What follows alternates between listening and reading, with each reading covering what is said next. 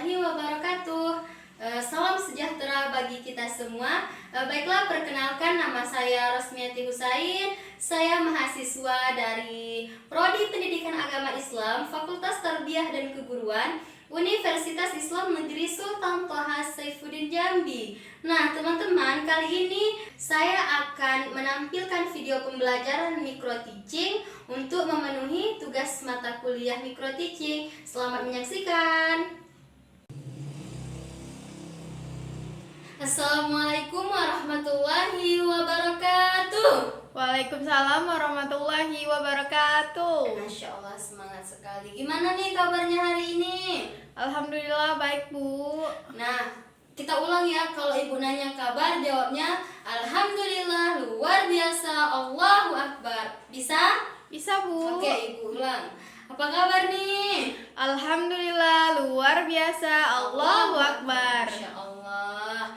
Baiklah, agar pembelajaran kita berkah, maka terlebih dahulu kita berdoa. Yuk, silahkan Ketua kelas pimpin doa ya. Baik, Bu. Siap gerak, doa dimulai. Doa selesai.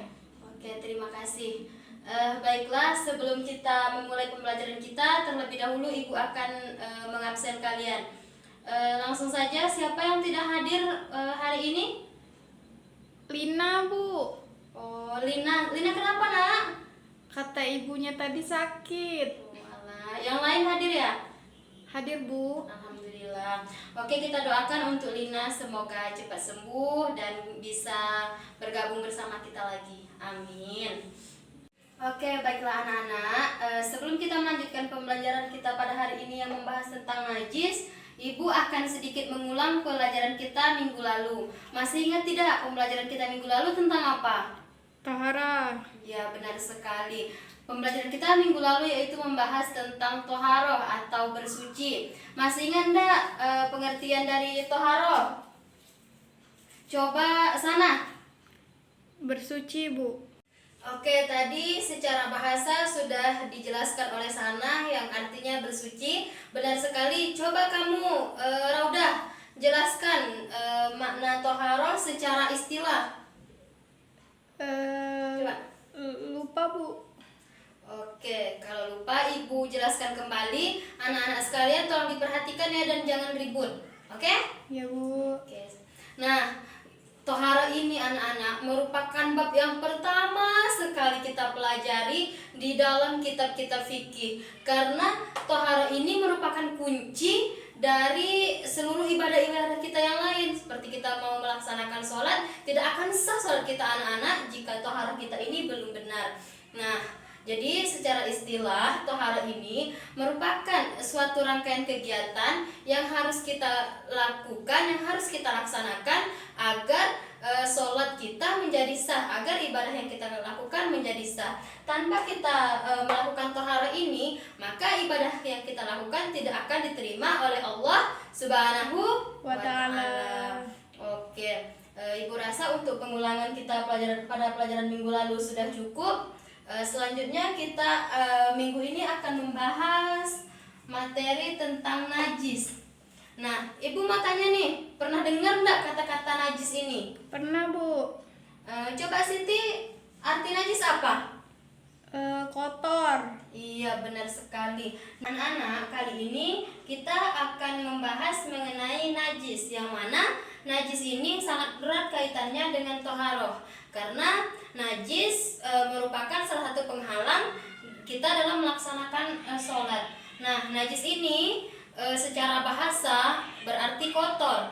Kemudian secara istilah, najis ini merupakan suatu benda yang kotor yang dapat menghalangi kita dari sahnya sholat. Jadi anak-anak, najis ini jika tidak kita bersihkan, maka sholat kita tidak akan sah. Iya, benar sekali. Nah, jadi najis ini merupakan benda yang kotor yang dapat mencegah dari sahnya sholat. Nah, perlu juga kita ketahui anak-anak bahwa najis ini terbagi 3.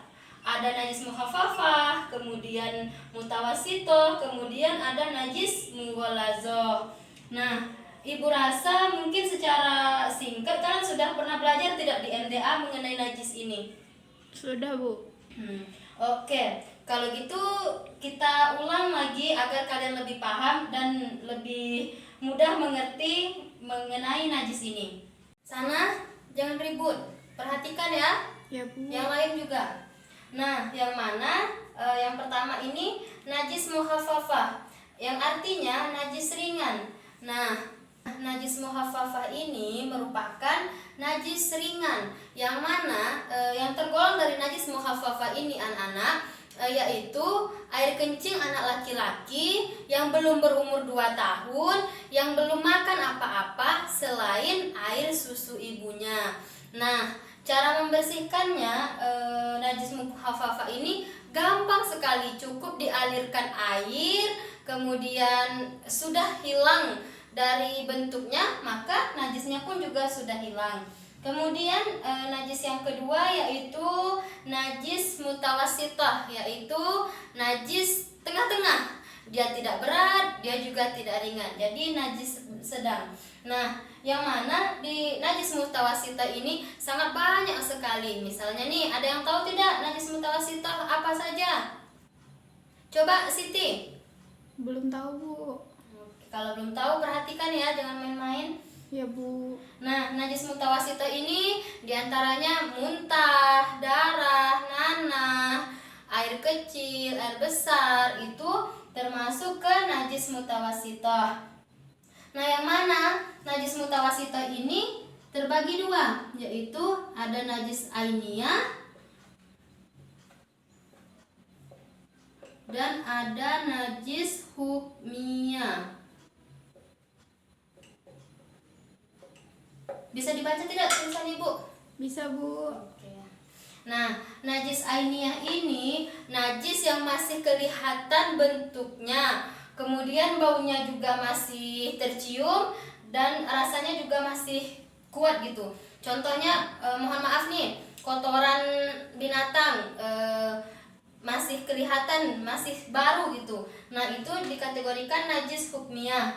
Sedangkan najis najis ainiyah. Sedangkan najis hukmiyah ini yaitu merupakan juga termasuk di dalamnya kayak kotoran manusia, kotoran hewan, namun sudah tidak terlihat lagi wujudnya, tidak terlihat lagi bentuknya, tinggal bekas-bekasnya gitu. Tapi dia masih termasuk najis mutawassithah yang berupa hukmiyah. Nah, cara membersihkannya nih, yang pertama yang ainiyah. Nah, yang ainiyah ini caranya terlebih dahulu kita hilangkan wujudnya, kita hilangkan bentuknya, kemudian setelah itu kita siram dengan air mengalir sampai hilang bentuknya, warnanya dan rasanya. Kemudian yang hukmiyah ini kan sudah tidak tampak tuh, sudah tidak terlihat lagi bentuk najisnya. Jadi cukup kita bersihkan, kita hilangkan bekas-bekasnya dengan air yang mengalir. Namun karena di dalam ajaran Islam ini tidak memberatkan anak-anak, apabila nih sudah kita usahakan, kita gosok, kita siram segala macam, namun masih tetap ada bekas-bekasnya, nah itu dimaafkan di dalam Islam. Paham ya sampai sini? Paham, Bu. Oke, kemudian kita lanjut ke kategori najis yang ketiga, yaitu najis yang paling berat, yaitu najis apa? Najis Mughallazoh. iya, najis mughallazoh. Nah, najis mughallazoh ini merupakan najis yang paling berat di antara najis yang mukhaffafah, mutawassithah. Nah, karena najis mughallazoh ini juga najis yang menurut Ibu sangat sulit untuk dibersihkan gitu. Nah, yang tergolong di dalam najis mughallazoh ini yaitu segala sesuatu yang berhubungan dengan anjing dan babi. Misalnya air liurnya kemudian tersentuh dengan anjing atau babi. Karena kan terutama anak-anak nih, misalnya lagi main kan, kemudian ada anjing, nggak sengaja kesentuh. Nah, itu juga sudah terkena najis mughallazoh. Nah, perlu kita ketahui bagaimana sih Bu cara membersihkannya jika kita terkena najis mughallazoh. Kan katanya najis berat. Nah, cara membersihkannya yaitu dengan menggunakan 7 air. Nah, yang mana salah satu air ini harus dicampur dengan tanah. Kita gosok-gosok nih dengan air yang dicampur tanah tadi ke seluruh badan yang terkena najis. Kemudian kita siram atau kita alirkan air mengalir sebanyak 7 kali. Nah, berapa kali tadi? 7 kali. Iya, 7 kali. Nah, mungkin Ibu rasa untuk penjelasan ketiga najis ini cukup. Ada yang ingin ditanyakan? Coba Rauda sudah paham belum mengenai najis mukhaffafah, mutawasito, mughallazah? Paham? Paham, Bu. Nah, coba sana Ibu mau nanya nih, najis hukmiyah tadi apa? Najis yang tidak terlihat bentuknya. Iya, Masya Allah luar biasa anak-anak Ibu ini ya. Nah, oke. Karena waktu kita juga sudah tinggal sedikit sekali, maka untuk pelajaran hari ini cukup. Untuk tugas minggu depan Ibu tidak akan memberikan kalian pekerjaan rumah, namun Ibu minta kalian buka buku paket kalian selanjutnya yang membahas tentang hadas. Nah, hadas ini juga sepupu najis kalau Ibu katakan. Kenapa? Karena toharo ini tidak terlepas dari najis dan hadas. Jadi Ibu harap kalian baca, kalian pahami. Nanti pertemuan selanjutnya Ibu akan membahas mengenai hadas. Paham? Paham, Bu. Oke, Ibu rasa pembelajaran kita pada pagi hari ini cukup. Ibu mohon maaf apabila terdapat kesalahan. Ibu harap kalian di rumah rajin-rajin belajar, karena sebentar lagi kita akan melaksanakan ujian tengah semester.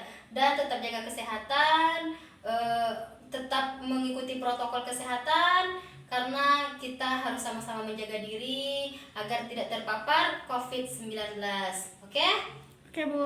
Ibu rasa cukup, Ibu akhiri. Wassalamualaikum warahmatullahi wabarakatuh. Waalaikumsalam warahmatullahi wabarakatuh. Terima kasih, Bu. Sama-sama. Demikianlah video saya untuk memenuhi tugas mata kuliah micro teaching. Semoga dapat bermanfaat. Saya ucapkan terima kasih. Thanks for watching.